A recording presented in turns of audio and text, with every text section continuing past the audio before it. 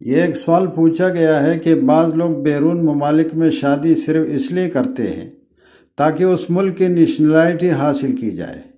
باقاعدہ رشتہ ازدواج میں منسلک ہونا ان کا مقصود نہیں ہوتا ہے۔ اس قسم کے نکاح کا شرعاً کیا حکم ہے؟ کیا اس قسم کے نکاح سے وہ آپس میں میاں بیوی بن جائیں گے؟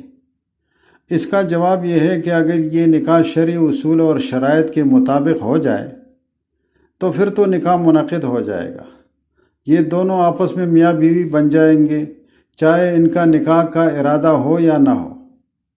لیکن اگر یہ نکاح شرعی اصول اور شرائط کے مطابق نہیں کیا گیا ہے، صرف نیشنلٹی حاصل کرنے کے لیے کاغذات پر نکاح نامہ لکھا گیا ہے، دستخط بھی کیے گئے ہیں، لیکن باقاعدہ شرعی گواہوں کی موجودگی میں زبانی ایجاب و قبول دونوں طرف سے ایک مجلس میں یہ نہیں وجود میں آئے، اس قسم کا نکاح نہیں کیا گیا ہے، تو پھر اس نکاح نامے کتابت کا شرعاً کوئی اعتبار نہیں ہے۔